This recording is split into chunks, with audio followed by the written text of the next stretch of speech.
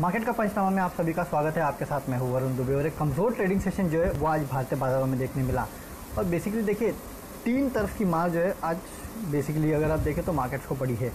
एक तो आज वीकली एक्सपायरी थी, तो याद रखिए हम लगातार आपसे यही कहते हैं कि वीकली। दोस्तों, अगर आप बाज़ार में ट्रेडिंग या निवेश करते हैं और अभी भी ब्रोकरेज के नाम पर अपने हज़ारों लाखों रुपए बर्बाद कर रहे हैं, तो अब बदलिए और देश के सबसे अच्छे और भरोसेमंद ब्रोकर एंजल ब्रोकिंग के साथ में जुड़िए, जहां पर आपका ब्रोकरेज कुछ भी नहीं लगता है। ब्रोकरेज लगता है तो सिर्फ इंट्राडे ट्रेड में, वह भी सिर्फ 20 रुपये। तो लिंक डिस्क्रिप्शन में है, वहां पर जाकर आप अपना अकाउंट ओपन करा सकते हैं एंजल ब्रोकिंग से। एक्सपायरी के दिन हो सकता है कि यहाँ गिरावट देखने मिलेगी और वही प्रेशर जो है वो देखने मिला। आज वो वीकली एक्सपायरी जो है उसका थोड़ा बहुत इम्पैक्ट हुआ। दूसरा, अगर ग्लोबल क्यूज़ देखें तो आज उतने स्ट्रॉन्ग ग्लोबल क्यूज़ है नहीं, तो कहीं ना कहीं उसका इम्पैक्ट जो है वो भी आज भारतीय बाजारों में देखने मिला। और तीसरा जो था वो है बैंक्स को लेके सुप्रीम कोर्ट ने जो सुनवाई की और जो ऑब्जर्वेशन है सुप्रीम कोर्ट के कि बैंक्स को जो इंटरेस्ट है वो कहीं ना कहीं फोरगो करना चाहिए, जो क्योंकि इंसान की लाइफ जो है वो इंटरेस्ट या फिर बैंक से ज़्यादा अहम है। तो ये कुछ ऐसी चीज़ें थी जिसने कहीं ना कहीं भारतीय बाजार जो है उसको प्रेशर बनाने का काम किया। और इसी के लिए हमने देखा कि आज जो हम कल बंद हुए थे उसके बाद आज कुछ दबाव देखने मिला। एक समय तो था हम 9,950 के भी नीचे चले गए थे, हालांकि उन लेवल से फिर से रिकवरी की और 10,000 के ऊपर हमने जो क्लोजिंग है वो दी है। उम्मीद करते हैं कि कल फिर से ऐसा कोई डरावना चीज़ देखने ना मिले, लेकिन देखिए यही होने वाला है। और मैं आपसे हमेशा यही कहता था, फंडामेंटली कुछ सुधरा नहीं है और ऐसे फंडामेंटल शॉक्स जो है आपको आए दिन देखने मिलेंगे। थोड़े दिन पहले आपने देखा था कि मूडीज़ ने किस तरह से डाउनग्रेड किया था इंडिया को, हालांकि उसका बाजार पे ज़्यादा फर्क तो नहीं पड़ा था, लेकिन ऐसे तरह की सिचुएशन जो है या फिर ऐसी तरह की न्यूज़ जो है आपको बार बार मार्केट में देखने मिलेगी। किसी ने डाउनग्रेड कर दिया, कहीं कोई डिसीजन आ गया कि भाई आपको थोड़ा बहुत पैसा छोड़ना पड़ेगा, किसी को हिट लेना पड़ेगा। अब आप सोचिए, बैंक्स अगर बोल रहे कि मॉनेटरियम छोड़ना पड़ेगा तो इससे कितना इम्पैक्ट होगा। करीब 1.5 से 2 लाख करोड़ के आसपास का इम्पैक्ट जो है बैंक्स को अपने बैलेंस शीट पे झेलना पड़ सकता है। अब ये पैसा झेलेगा कौन? क्या बैंक्स अपने जेब से देंगे? क्या सरकार बोलेगी उनको कि भाई आप देख लो, सुप्रीम कोर्ट का फैसला है, हमारा फैसला तो है नहीं है? या फिर क्योंकि इस तरह की सिचुएशन है तो हो सकता है कि सरकार भी सामने आए और बोले कि नहीं ठीक है शेयर करते हैं, या फिर सरकार जो है अपनी तरफ से पैसा झोंके। कुछ भी हो सकता है, यू नेवर नो। बट इस तरह के जो शॉक्स है ना, ये आपको बार बार देखने मिलेंगे जब तक सब कुछ स्टेबल नहीं होता। स्टेबल कब होगा पता नहीं। सबसे पहले तो कोरोना की दवा मिलनी चाहिए, उसके बाद जाके कहीं इकोनॉमी स्टेबल होते दिखाई देगी। वैसे भी काफ़ी कुछ खुलना शुरू हो चुका है, लेकिन सिर्फ खुलना मतलब स्टेबल होना नहीं है, क्योंकि काफ़ी सारे बिजनेस जो है वो अब रीजिक भी होंगे। तो there is an number of things that are going to change और इसका इम्पैक्ट आपको हमेशा मार्केट में देखने मिलेगा। मार्केट को ड्राइव क्या कर रहा है? मार्केट को लिक्विडिटी ड्राइव कर रही है, इसमें कोई डाउट नहीं है। और लैक ऑफ ऑप्शंस जो है वो कहीं ना कहीं मार्केट को ड्राइव कर रहे हैं। माफ़ कीजिएगा, इससे ज़्यादा फंडामेंटली मार्केट को कोई ड्राइव नहीं कर रहा है। फंडामेंटल्स ये होते हैं, जो शॉक आपको आज एक देखने मिला, इस तरह के शॉक्स और देखने मिलेंगे। तो फंडामेंटल शॉक्स के लिए तैयार हो जाइए। लिक्विडिटी ड्राइव करते रहेगी तो उसके लिए भी तैयार रहिए। इसी तरह से हमें ट्रेड करना है अगले कुछ दिनों तक। आज देखिए एक्सपायरी के दिन और इतनी बुरी खबरों के बावजूद मार्केट में उतनी गिरावट नहीं देखने मिली है। ये आपको साफ बताती है कि लिक्विडिटी जो है वो इतनी स्ट्रांग है कि मार्केट को शायद कोई बड़ी गिरावट से दूर रखेगी। और आज हमने वही देखा है। बैंक निफ्टी 2.5% से ज़्यादा गिरा है, इसके बावजूद देखिए अब निफ्टी में कितनी गिरावट है? 25 पॉइंट। सेंसेक्स में 128 पॉइंट के आसपास की गिरावट है। दैट शोज़ कि अभी भी लिक्विडिटी जो है मार्केट को आगे ड्राइव करने वाली है। बैंक निफ्टी ये जो डिसीजन है 2 दिन में लोग भूल जाएंगे, देखना तीसरे दिन वापस आपको देखने मिलेगा कि मार्केट में तेज़ी देखने मिलेगी और 12 तारीख के पहले वापस बैंक निफ्टी प्रेशर में आते हुए दिखाई देगा। तो अगले कुछ दिनों का ट्रेड यही है। 12 तारीख तक आपको बैंक निफ्टी को काफ़ी कॉशियसली ट्रेड करना है और उसके चलते निफ्टी को भी कॉशियसली ट्रेड करना है, क्योंकि जाहिर सी बात है अगर बैंक निफ्टी गिरता है तो निफ्टी भी गिरेगा, क्योंकि 35% के आसपास का वेटेज निफ्टी में तो बैंक निफ्टी का ही है। तो चलिए इस हिसाब से अभी आपको ट्रेड करना है। अब सवाल जवाब का सिलसिला शुरू करते हैं। मनोज खुशवाहा, बजाज फाइनेंस। देखिए मनोज जी, हमने इस प्लेटफॉर्म पे लगातार सबको यही बोलते कि भाई बजाज फाइनेंस खरीदो, लेकिन एक बात और कही थी कि अपने पोर्टफोलियो का 40% के आसपास इसमें लगाना। अब देखें आपने पिछले 2-3 दिनों में किस तरह की तेज़ी जो है बजाज फाइनेंस में देखने मिली है। आपको याद होगा जब यूँ खबरें आने चालू हुई थी कि लोगों को रियायत देनी पड़ेगी और ये सब, तो आपको याद होगा कि बर्नस्टैंड की भी रिपोर्ट आई थी और बजाज फाइनेंस का किस तरह से इन्होंने प्राइस टारगेट काटा था। तो इस कंपनी पे उसकी मार तो पड़ेगी, हालांकि कितनी पड़ेगी, किस लेवल तक पड़ेगी, ये कोई नहीं जानता। अगले 1-2 दिन मुझे लगता है इस कंपनी में थोड़ा प्रेशर आपको देखने मिल सकता है। लेकिन अगर प्रेशर आता है और फिर से एक बार ये 2000 के लेवल के आसपास आता है ना, तो मेरे ख्याल से आपके पास फिर से एक बार खरीदारी के जो है अच्छे मौके मिलेंगे। लेकिन इन काउंटर्स को मनोज जी एक बात याद रखिए, घाई में खरीदना बेचना नहीं है आपको। इन काउंटर्स को अपने पोर्टफोलियो में रखिएगा। ये काउंटर्स पोर्टफोलियो में रखने लायक है और जिस लेवल पे मिल रहे हैं ना, वो लेवल से तो ये काफ़ी सस्ते मिल रहे हैं, अपने वैल्यूएशन से काफ़ी सस्ते हो चुके हैं। ये सबसे अच्छी बात है आपके लिए। इसके लिए बोलो कि इसको अपने पोर्टफोलियो में रखना। आए दिन न्यूज़ आएगी, गिरेगा फिर चलेगा, गिरेगा फिर चलेगा, वो मत सोचिएगा। 2000 के लेवल के पास आते हैं तो ये सोचिए अगले 2 साल में 4000 हो सकता है। डबल रिटर्न कौन देगा आज के टाइम पे? आप सोचिए, 2 साल में दुगना कोई करके देगा? एफडी भी करके देगी, आप कोई करके देगा? कोई नहीं करके देगा। इसके लिए बोलो कि स्टॉक में बने रहिए, लॉन्ग टर्म के लिए बने रहिए मनोज जी, तो आपके लिए ज़्यादा फायदा होगा। Dushmantha Shah, Bata India 1430।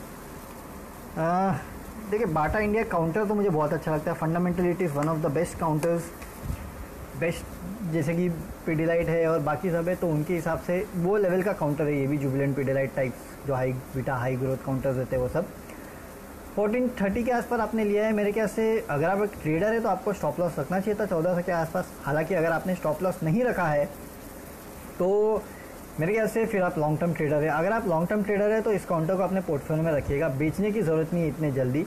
वैसे भी देखिए, जो बाकी फुटवेयर इंडस्ट्री को जिस हिसाब से बात की जा रही है कि काफ़ी तवज्जो दी जाएगी, काफ़ी कुछ हो सकता है इस पूरे सेक्टर के लिए आत्मनिर्भर भारत के तहत, तो मुझे लगता है इस काउंटर में आपको फिर शायद वापस एक बार जो रिवर्सल है वो देखने मिलेगा। पोर्टफोलियो में रखिए। अगर आप ट्रेडर है तो निकल जाना चाहिए था, नहीं निकले तो अभी भी निकल जाइए। 10 रुपये के नीचे का और स्टॉप लॉस रखे। अगर आप इन्वेस्टर है तो बिल्कुल बने रहिए, बेचने की ज़रूरत नहीं है। अच्छा, यहाँ हेमंत उत्रेजा SBI कार्ड पे पूछ रहे हैं। हेमंत जी, अगर आप इस शो को हमेशा देखते हो तो आपको पता होगा 500 के लेवल से मैं बोलते आ रहा हूँ इस कंपनी को खरीदिए खरीदिए खरीदिए खरीदिए खरीदिए। 612 पे ये काउंटर पहुँच चुका है।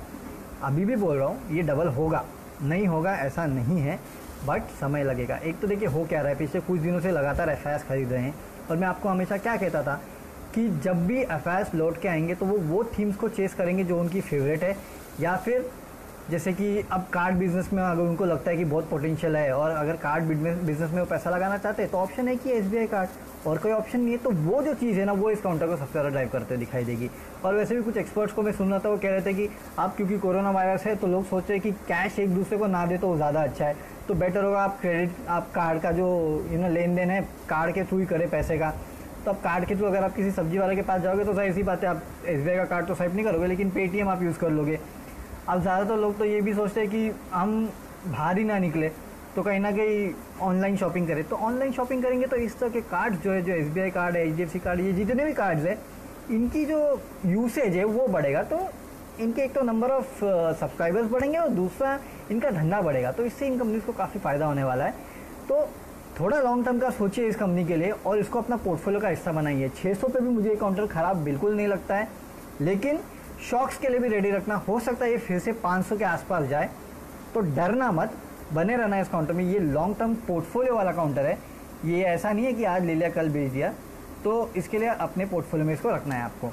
निखिल ब्रिज वेदांता पे पूछ रहे हैं। देखिए, वेदांता में आज अच्छी खासी तेज़ी देखने मिली है। इस कंपनी के मेरे ख्याल से 6 तारीख को नतीजे आने वाले हैं।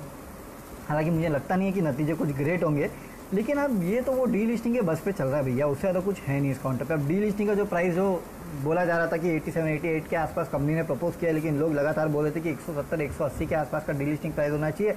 अगर ऐसा नहीं होता है तो कहीं ना कहीं लोग इसमें अपना जो करना है डी लिस्टिंग में टेंडर लोगों को, वो करने वाले हैं नहीं। अगर इंडिविजुअल कर भी दे तो कम से कम जो DIS है वो तो करने वाले हैं नहीं।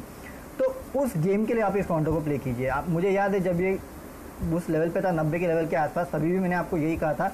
आज भी मैं आपको यही कहूँगा कि नतीजे इसके लिए इस काउंटर को प्ले आपको नहीं करना है। अगर आपको इस काउंटर को प्ले करना है तो उस डी लिस्टिंग बस के ऊपर आप इस काउंटर को प्ले कीजिए।